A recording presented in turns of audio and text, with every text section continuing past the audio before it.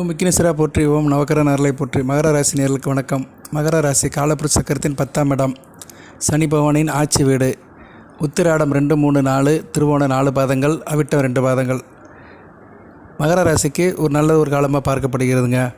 31/5/2024 உங்கள் ராசிக்கு லாபஸ்தானாதிபதி சுகஸ்தானாதிபதி செவ்வாய் 4ஆம் இடத்துக்கு போகிறாரு. இது நல்ல விதமாக பார்க்கப்படுகிறது. செவ்வாய் மூலத்திரியோன ஆட்சி பெறாரு.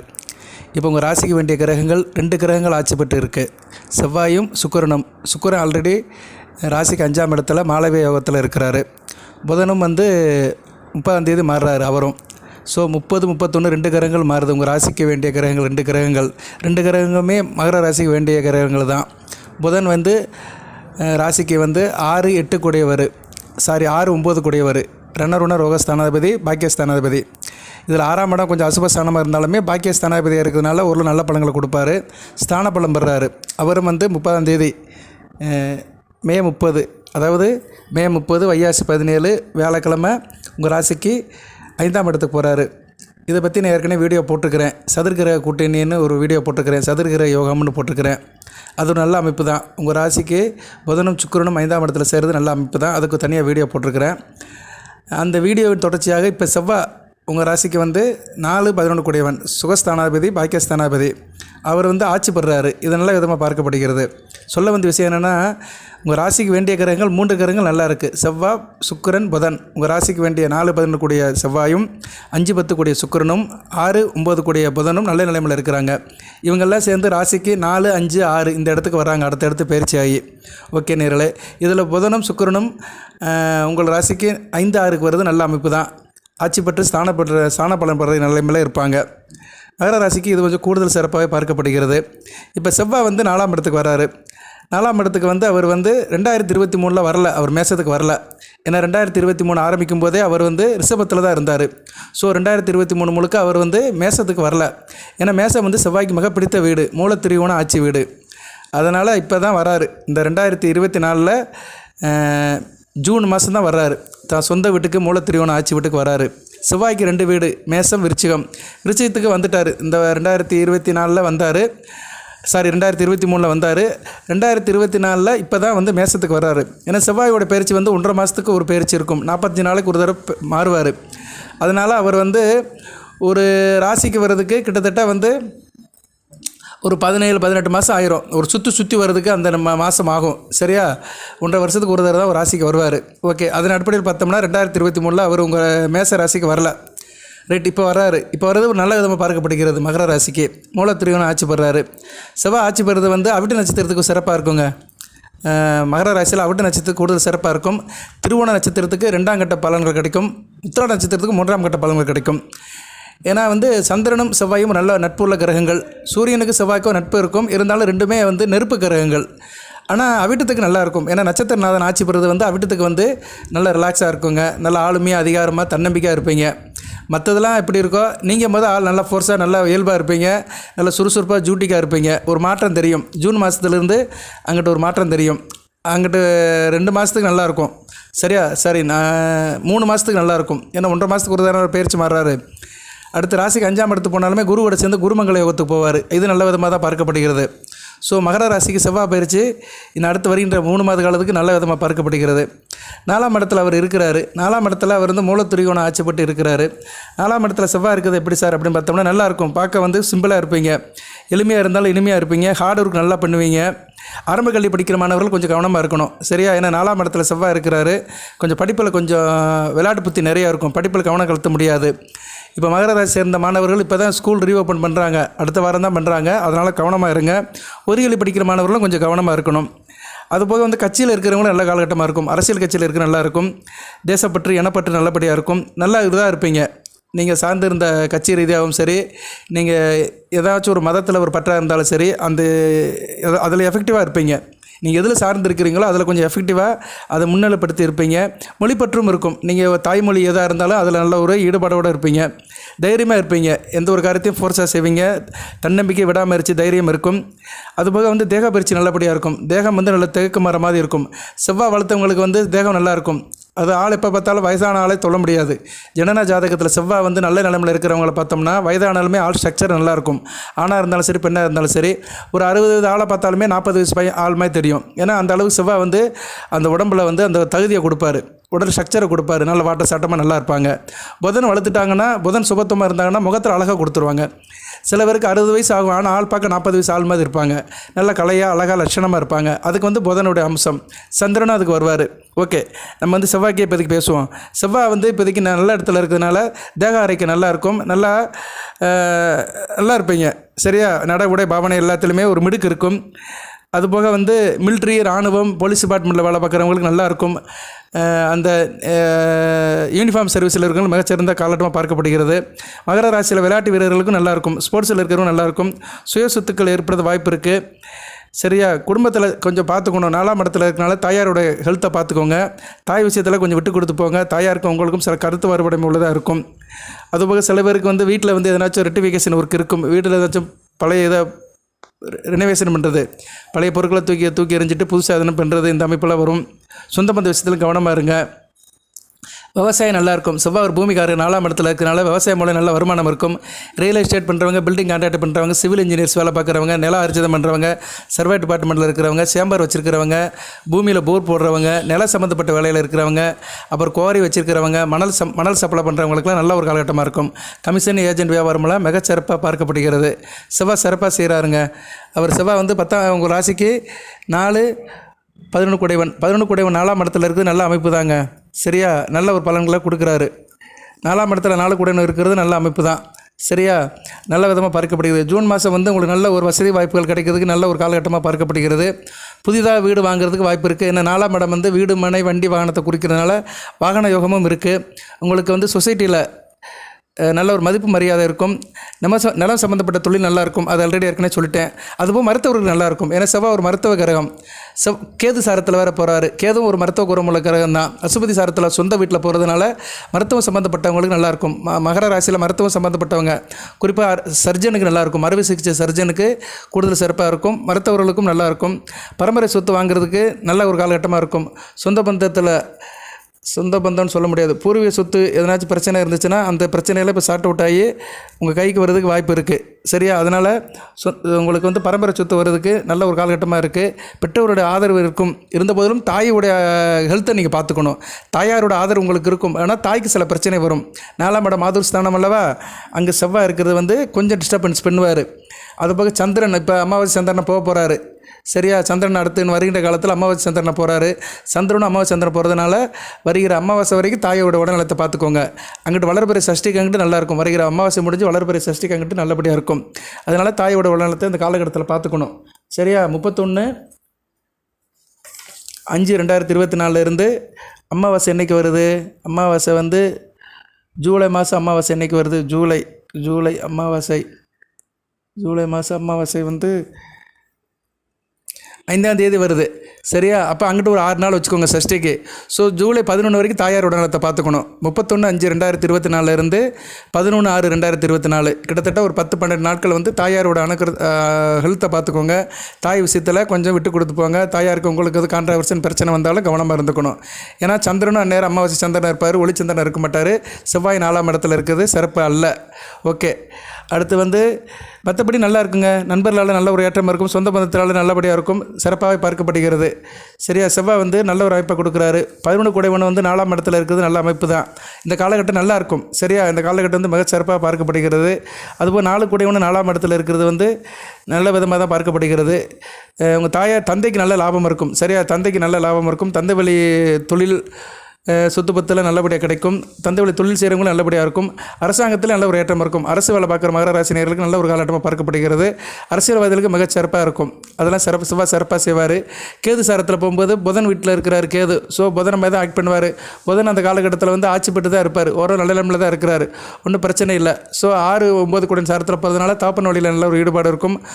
தொழிலுக்கு போகிறவங்க நல்லாயிருக்கும். குறிப்பாக அரசு தொழில் பண்ணுறவங்க, அரசாங்கத்தில் உத்தியோகம் பண்ணுறவங்களுக்கு நல்ல ஒரு காலகட்டமாக பார்க்கப்படுகிறது. உத்தியோகத்து போகிற ஆண்களுக்கு மிகச்சிறப்பாக இருக்கும். அடுத்து வந்து பரணி நட்சத்திரத்தில் போவார். சிறப்பு. பரணி வந்து சுக்கிரன் நட்சத்திரம். உங்கள் ராசிக்கு 5, 10 கூட நட்சத்திரத்தில் 4, 11 கூட போகிறது நல்ல அமைப்பு. சரியான நேரில் இந்த காலகட்டம் வந்து சிறப்பாக இருக்கும். உங்களுக்கு பிள்ளைகளை வச்சு நல்ல ஏற்றம் இருக்கும், பிள்ளைகளோட லாபம் இருக்கும், பிள்ளைகளோட திருமணம் அமைப்பு, வேலைவாய்ப்பு, படிப்பு எதுவும் சிறப்பாக இருக்கும். தொழில் மிக சிறப்பாக இருக்கும். செவ்வாய் சம்மந்தப்பட்ட தொழில் நல்லாயிருக்கும். நான் ஏற்கனவே சொன்னதான், இன்ஜினியரிங், அந்த சேம்பர் வேலை பார்க்குறவங்க, பில்டிங் கான்ட்ராக்ட் எடுத்துக்க செய்கிறவங்க, ஹோட்டல் வச்சுருக்கிறவங்க, சர்வே டிபார்ட்மெண்ட்டில் வேலை பார்க்குறவங்க, யூனிஃபார்ம் சர்வீஸில் போலீஸ் டிபார்ட்மெண்ட்டில் வேலை பார்க்குறவங்க, செக்யூரிட்டி கார்டில் வேலை பார்க்குறவங்க, மட்டன் ஷாப் வச்சுருக்கிறவங்க, அறுவை சிகிச்சை டாக்டர்ஸ், அது போக வந்து ரத்த வங்கி வச்சுருக்கிறவங்க, பிளட் சம்மந்தப்பட்ட டீலிங்கில் இருக்கிறவங்க, பிளட் டொனேட் பண்ணுறவங்க, இவங்களுக்கெல்லாம் நல்லாயிருக்கும். சரியா? செவ்வாய் எல்லாத்துக்குமே வருவார் ஓரளவு. அதுமாதிரி சகோதர வழியிலும் நல்ல ஒரு ஏற்றமாக இருக்கும். சகோதர வழியிலும் நல்ல ஒரு ஆசபாசமாக இருப்பீங்க. சகோதரன் உடைய ஒத்துழைப்பு கிடைக்கும். ஸோ இதெல்லாம் வந்து நல்ல விதமாக பார்க்கப்படுகிறது. எல்லாத்துக்கிட்டையும் கொஞ்சம் ஆசபாசமாக இருப்பீங்க, ரசபாசமாக இருப்பீங்க. அந்த அமைப்பில் செவ்வாய் செய்வார். அதுபோக மகர ராசியில் மேச லக்கணம், கடக லக்கணம், சிம்ம லக்கணம், விருச்சிக லக்கணம், தனுசு லக்கணம், மீன லக்கணம், இந்த 6 லக்கணத்தில் பிறந்தவங்களுக்கு செவ்வாய் கூடுதல் பலன்களை செய்வார். சரியா? செவ்வாய் எப்பவுமே வந்து இந்த 6 லக்கணத்தில் பிறந்தவங்களுக்கு தன்னுடைய கோச்சார பயிற்சியில் வந்து நல்ல பலன்களை கொடுப்பாரு. ஆனால் செவ்வாய் திசை வராது. மகர ராசிக்கு வந்து செவ்வாய் திசை வந்து முன்னாடியே முடிஞ்சு போயிருக்கும், கொஞ்சம் வயசுலேயே முடிஞ்சிருக்கும். இப்போ செவ்வாய் திசை நடக்கிறவங்களுக்கு யாருக்கு உத்திராட நட்சத்திரத்தில் நடக்கும். உத்திராட நட்சத்திரத்தில் பிறந்தவங்களுக்கு ஒரு 20 வயசுக்குள்ளே நடக்கும். திருவோண நட்சத்திரத்தில் பிறந்தவங்களுக்கு ஒரு 15 வயசுக்குள்ளே நடக்கும். அவங்களுக்கு இப்போ நல்லாயிருக்கும். சரியா? அவங்க வந்து ஆரம்ப கட்ட கல்வியில் இருப்பாங்க. அந்த மாணவர்களுக்கெல்லாம் நல்ல ஒரு காலகட்டமாக பார்க்கப்படுகிறது. மற்றபடி வயதானவர்களுக்கு செவ்வாய் திசை வராது. ஏன்னா ஆரம்ப காலகட்டத்தில் செவ்வாய் திசை முடிஞ்சு போயிடும். இருந்தாலும் செவ்வாயோட தாக்கம் இருக்கும். செவ்வாயோட தாக்கம் என்ன? சகோதரனுடைய உடன் பிறந்தவருடைய அமைப்பு, உடன் பிறந்தவருடைய உதவி, அதுபோக வந்து நம்ம தொழில், ஈடுபடுற காரியம், நம்மளுடைய செயல்பாடு, நம்மளுடைய இன்வால்மெண்ட், இப்படி எல்லாத்துக்கும் செவ்வாய் தான் வருவார். சரியா?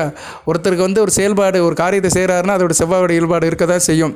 ஏன்னா செவ்வாய் தான் வந்து ஒரு மனிதனுக்கு வந்து ஒரு வினையை கொடுக்குறவர், காரியத்துக்கு வந்து அனுகூலமாக கொடுக்குறவர், நல்ல ஒரு காரியத்தை செய்ய வைக்கிறவர். சுறுசுறுப்புக்கு வந்து செவ்வாய் தான். செவ்வாய் சரியில்லாதவங்க வந்து ரொம்ப சோர்ந்து போய் சோம்பலாக இருப்பாங்க. அதனால் செவ்வாய் வந்து ஜனன ஜாதகத்தில் நல்லா இருக்கணும். சரியா? நல்லா இருந்தாருன்னா அவங்க வந்து சுறுசுறுப்பாக இருப்பாங்க. காசு இருக்கோ இல்லையோ, ஆள் வந்து எப்போயுமே ஜூட்டாக சுறுசுறுப்பாக சுடக்கெடுத்த மாதிரி நல்லா நிறைஞ்சு இருப்பாங்க. அவங்கள வந்து பீட் பண்ண முடியாது. சரியா? செவ்வாய் அதெல்லாம் செய்வார். கெட்டு போயிட்டாருன்னா படபடப்பை கொடுத்துருவார். செவ்வாய் ராகு கூடயோ சனி கூடயோ சேர்ந்து இருந்தாருன்னா டென்ஷனாக இருப்பாங்க, படபடன்னு இருப்பாங்க. செவ்வாய் கூட சூரியன் கூட சேர்ந்து இருந்தாலுமே டென்ஷன், படபடப்பாக இருப்பாங்க. கொஞ்சம் உஷ்ண சம்மந்தப்பட்ட பேச்சு இருக்கும். ஆள் எமோஷன் ஆவாங்க, டென்ஷன் ஆவாங்க. மற்றபடி செவ்வாய் கெட்ட பழக்கம்லாம் கொடுக்க மாட்டார். ஓகே, அதுக்கு வேணால் தனியாக போடுறேன். செவ்வாய் எந்தெந்த இடத்துல இருந்தாருன்னா, யார் இவரோட சேர்ந்து இருந்தாருன்னா என்ன பழங்களை கொடுப்பாருன்னு. ஏன்னா அது வந்து இப்போதைக்கு நமக்கு தேவையில்லை, தனியாக சொல்லுவோம்.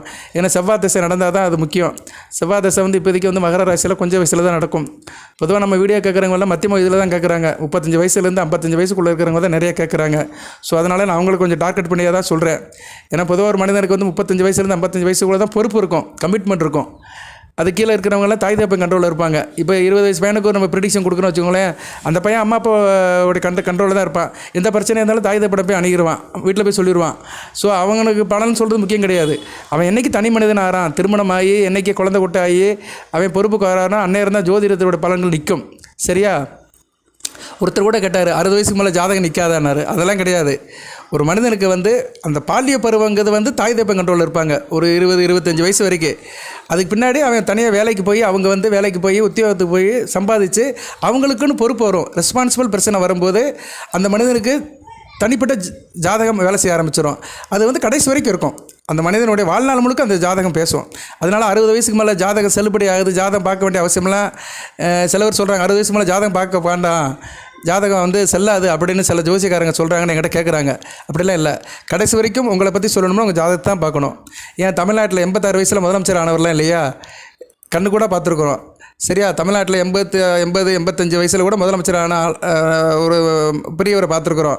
வாழ்ந்து முடிச்சிட்டார். அவர் பேரை சொல்ல விருப்பப்படலை பொது வழியில். இருந்தாலும் ஒரு நல்ல மனிதனாக வாழ்ந்து நல்ல பேரும் புகழும் பெற்று 83 வயசில் முதலமைச்சர் ஆனார். 2006 83 வயசில் முதலமைச்சர் ஆனார். 2018 95 வயசில் மரணம் அடைஞ்சிட்டார். எதுக்கு சொல்ல வரேன்னா, ஒரு மனிதனுக்கு யோகம் எப்போ வேணாலும் வரலாம். அதனால் 60 வயசுக்கு மேலே ஜாதகம் வேலை செய்யாது, யோகம் இல்லைன்னு சொல்லிடாதீங்க. அதனால் எதுக்கு சொல்ல வரேன்னா, வயதுக்கேற்ற பலன்கள் கண்டிப்பாக இருக்கும். சரி, கிரகங்கள் கொடுக்கும். இப்போ நம்ம செவ்வாய்க்கு வந்துடுவோம். செவ்வாய் வந்து இப்போதைக்கு வந்து நல்ல நிலைமையில தான் இருக்கிறாரு. அவர் பார்வை இடங்கள் உங்கள் ராசிக்கு 7ஆம் இடத்தை பார்க்குறாரு, ராசிக்கு 10ஆம் இடம் 11ஆம் இடத்தை பார்க்குறாரு. செவ்வாய் என்ன இருந்தாலும் ஒரு பாவ கிரகம் தான். ஒரு கேந்திரத்தில் இருக்கலாம், அந்த சப்ஜெக்ட் படி 4ஆம் இடத்துல இருக்கலாம் அவர். சரியா? ராசிக்கு 4ஆம் இடத்துல இருக்கலாம். நல்ல அமைப்பு தான். அவர் வந்து 7ஆம் இடத்தை பார்க்குறாரு. ராசிக்கு 7ஆம் இடத்தை பார்க்குறது கொஞ்சம் கவனத்தாத்தில் இருக்கணும். கணவன் மனைவி உறவில் கவனமாக இருக்கணும். இப்போ வேறு 7 கோடி சந்திரனும் நல்ல நிலைமையில் இல்லை, அமாவாசை சந்திரனை போகிறாரு. அதனால் ஜூன் 11 வரைக்கும் கணவன் மனைவி உறவை பார்த்துக்கோங்க. இந்த இடம் தான் ரொம்ப முக்கியமான இடம். மகர ராசி நேயர்களுக்கு ஒரு வேண்டுகோளை வைக்கிறேன். ஜூன் 11 வரைக்கும் கணவன் மனைவி உறவை விட்டு கொடுத்து போங்க. ஒருத்தருக்கு ஒருத்தர் அனுசரணையாக இருங்க. எந்த பிரச்சனை இருந்தாலும் பேசி தீர்த்துக்கோங்க. ஈகோ பிரச்சனையை தவிர்த்துருங்க. ஏன்னா செவ்வாய் அந்த இதை கொடுப்பாரு, சரியா, ஒரு டென்ஷனை கொடுப்பாரு, புரிதலை குறைச்சிருவார்.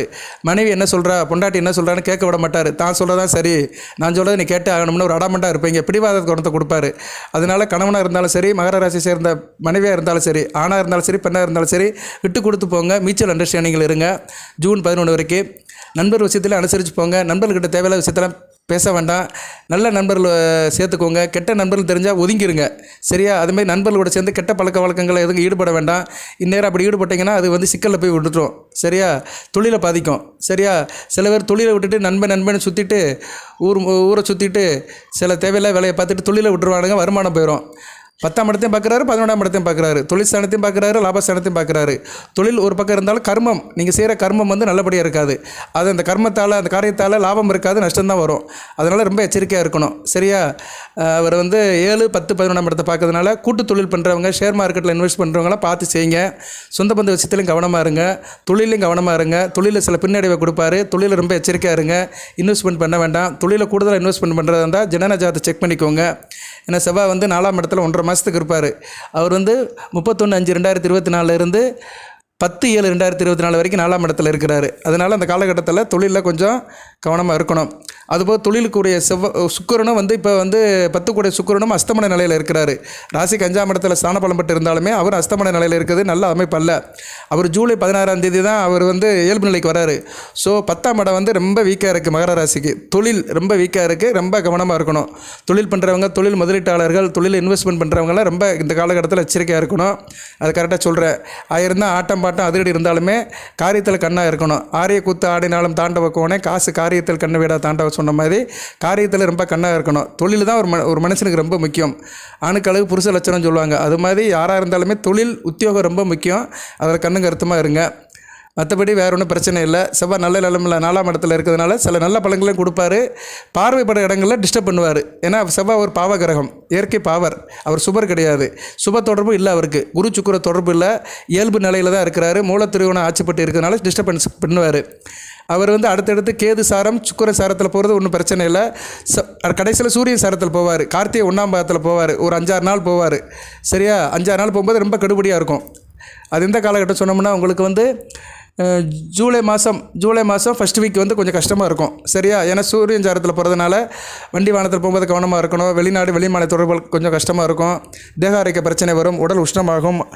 உடல் உஷ்ண சம்மந்தப்பட்ட பிரச்சனைகள்லாம் சந்திக்கிற மாதிரி இருக்கும். ஏன்னா செவ்வாய் ஒரு ஏற்கனவே ஒரு உஷ்ண கிரகம். தான் சொந்த வீட்டில் சூரியன் நட்சத்திரத்தில் போகிறது நல்ல அமைப்பு இல்லை. இதெல்லாம் வந்து செவ்வாயால் வருகிற பின்னடைவுகள், பாதகங்கள். இன்றைக்குமே வந்து சாதக பாதகங்களை சரிசமமாக எடுத்து நம்ம கொண்டு போகணும். நல்லா இருக்குன்னு நம்ம வந்து தண்ணியில் மறந்துடக்கூடாது, சரியா நேர்களே. அதனால் மகர ராசி நேர்களுக்கு நல்ல பலன்கள் இருக்குது, இல்லைன்னு சொல்லலை. கிரகங்கள் நல்ல நிலைமையில் இருந்தாலுமே செவ்வாய் வந்து பார்க்குற இடத்த கெடுப்பார், சரியா. அவர் என்ன இடத்த பார்க்குறாரு, சந்திரன் வீட்டை பார்க்குறாரு. சந்திரன் வளர்பிற சந்திரன் இருந்தாலும் நிலைமை கட்டுக்குள்ளே இருக்கும். ஏன்னா கடகத்தை பார்க்குறாரு 4ஆம் பார்வையால். அடுத்து 7ஆம் பார்வையால் சுக்கிரன் வீட்டை பார்க்குறாரு. சுக்கிரனும் சரியில்லை. அதுக்கடுத்து தான் வீட்டையே பார்க்குறாரு. தான் வீட்டை எந்த கிரகம் பார்த்தாலுமே ஓரளவு பரவாயில்ல. தான் வீட்டை பார்க்குற கிரகம் தான் வீட்டை நல்லபடி தான் இருக்கும். இருந்தாலும் செவ்வாய் பார்வை கெடுப்பார்வை, ஆட்சி பெற்று பார்க்குறது வந்து கொஞ்சம் கெடுப்பார்வை தான், சரியா. அதனால் 7, 10, 11ஆம் இடங்கள் கொஞ்சம் டிஸ்டர்பன்ஸாக இருக்கிறதுனால தாம்பத்தியம், கூட்டுத்தொழில், பங்குச்சந்தை, ஷேர் மார்க்கெட், தொழில், லாபம் இதில் கொஞ்சம் பிரச்சனை வரும். மூத்த சகோதர விஷயத்தில் சில பிரச்சனை வரும். ஏன்னா சகோதரக்காரகன் சகோதர ஸ்தானத்திலே இருந்து 11ஆம் இடத்தை பார்க்குறாரு. சகோதர விலையில் ஏற்றம் இருந்தாலும் மூத்த சகோதரனுக்கும் உங்களுக்கும் சில பிரச்சனைகள் வரலாம். மூத்த சகோதரனுடைய உடல்நலத்தையும் பார்த்துக்கணும். ஏன்னா செவ்வாய் வந்து 11ஆம் இடத்தையும் பார்க்குறாரு. அதனால் மூத்த சகோதரனுடைய ஹெல்த்தையும் பார்த்துக்கோங்க. அவங்ககிட்டையும் அந்த ரிலேஷன்ஷிப்பையும் கரெக்டாக வச்சுக்கோங்க. ஓகே நேர்களே, செவ்வாய் பயிற்சிக்கு வந்து ஓரளவு சர்வே பண்ணியிருக்கிறேன் நான். அடுத்து செவ்வாய் வந்து எந்தெந்த கிரகம் கூட சேர்ந்தால் என்னென்ன பலன்களை கொடுப்பாருங்கிறது ஒரு வீடியோ போடுறேன். அது தசாபுத்தி நடக்கிறவங்களுக்கு தான் அது வந்து சூட் ஆகும். இப்போதைக்கு அவர் எந்த கிரகத்தை கூட சேரலை, சரியா. தனித்து தான் இருக்கிறாரு, சோலோ பர்ஃபார்மன்ஸில் தான் இருக்கிறாரு. தான் சொந்த வீட்டில் எந்த கிரகத்தை கூட சேரலை. இவ்வளோ நாள் ராகுவோட சேர்ந்துருந்தார், இப்போ அதுலேருந்து வெளியே வந்துட்டார். இனிமேல் வந்து ஒன்றும் பிரச்சனை இல்லை, ஓரளவு நல்லபடியாக போகும். முருகப்பெருமானை கும்பிடுங்க. ஏன்னா 4ஆம் இடம் சுகஸ்தானத்தில் ஒரு பாவ கிரகம் இருக்கக்கூடாது ஜோதிட விதிப்படி. அதனால் செவ்வாய் 4ஆம் இடத்துல இருக்கிறதுனால இந்நேரம் திருமணம் பார்க்குறவங்களுக்கு சில தடைகள் இருக்கும். அதனால் முருகப்பெருமானை கும்பிடுங்க. செவ்வாய்க்கிழமை தோறும் கந்தசஷ்டி கவசம் படிங்க. வாழ்த்துக்கள். எல்லாம் வல்ல இறைவன் மகர ராசி நேயர்களுக்கு சில சௌபாகியத்தையும் சில ஐஸ்வர்யத்தையும் சில நன்மைகளையும் கொடுப்பார். அனைத்து வளங்களையும் நலங்களையும் பெற்று தேக ஆரோக்கியத்துடன் தீர்க்காயலுடன் நீடோடி வாழ்க, நிறைந்த வளம் பெறுக. நன்றி நேயர்களே.